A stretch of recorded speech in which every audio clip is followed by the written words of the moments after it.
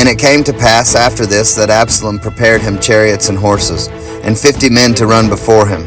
And Absalom rose up early and stood beside the way of the gate. And it was so that when any man that had a controversy came to the king for judgment, then Absalom called unto him and said, Of what city art thou? And he said, Thy servant is of one of the tribes of Israel. And Absalom said unto him, See, thy matters are good and right, but there is no man deputed of the king to hear thee. Absalom said moreover, O that I were made judge in the land, that every man which hath any suit or cause might come unto me, and I would do him justice. And it was so, that when any man came nigh to him to do him obeisance, he put forth his hand and took him and kissed him. And on this manner did Absalom to all Israel that came to the king for judgment. So Absalom stole the hearts of the men of Israel.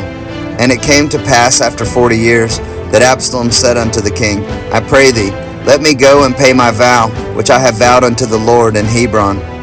For thy servant vowed a vow while I abode at Geshur in Syria, saying, If the Lord shall bring me again indeed to Jerusalem, then I will serve the Lord. And the king said unto him, Go in peace. So he arose and went to Hebron. But Absalom sent spies throughout all the tribes of Israel, saying, As soon as ye hear the sound of the trumpet, then ye shall say, Absalom reigneth in Hebron. And with Absalom went 200 men out of Jerusalem that were called, and they went in their simplicity, and they knew not anything. And Absalom sent for Ahithophel the Gilonite, David's counselor, from his city, even from Gilo, while he offered sacrifices. And the conspiracy was strong, for the people increased continually with Absalom. And there came a messenger to David, saying, The hearts of the men of Israel are after Absalom.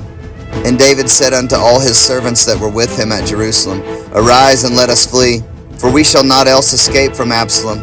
Make speed to depart, lest he overtake us suddenly, and bring evil upon us, and smite the city with the edge of the sword. And the king's servants said unto the king, Behold, thy servants are ready to do whatsoever my lord the king shall appoint. And the king went forth, and all his household after him. And the king left 10 women, which were concubines, to keep the house. And the king went forth, and all the people after him, and tarried in a place that was far off. And all his servants passed on beside him, and all the Kerethites, and all the Pelethites, and all the Gittites, 600 men which came after him from Gath, passed on before the king. Then said the king to Ittai the Gittite, Wherefore goest thou also with us? Return to thy place, and abide with the king, for thou art a stranger, and also an exile. Whereas thou camest but yesterday, should I this day make thee go up and down with us? Seeing I go whither I may, return thou, and take back thy brethren.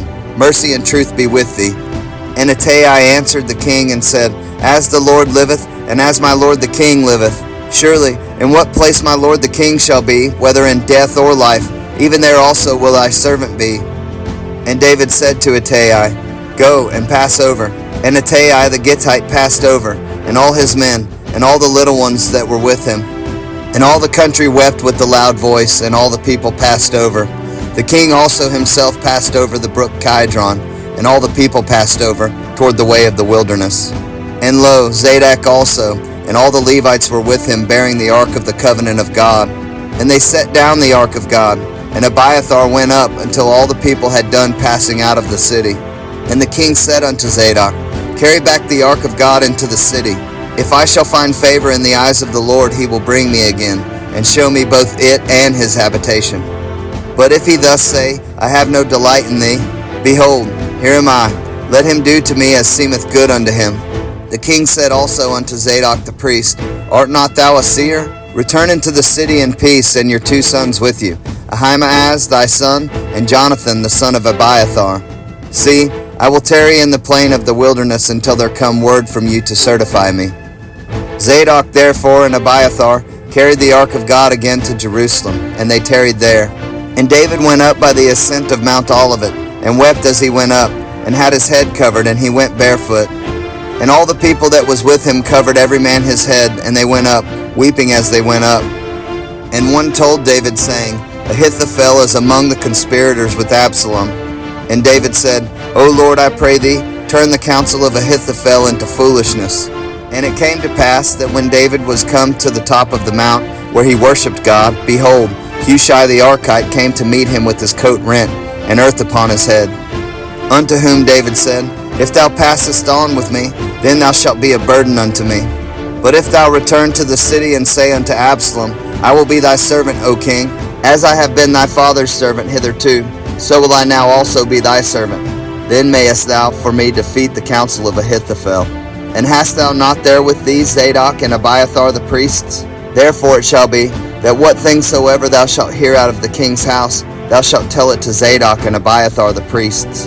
Behold, they have there with them their 2 sons, Ahimaaz Zadok's son, and Jonathan Abiathar's son. And by them ye shall send unto me everything that ye can hear. So Hushai, David's friend, came into the city, and Absalom came into Jerusalem.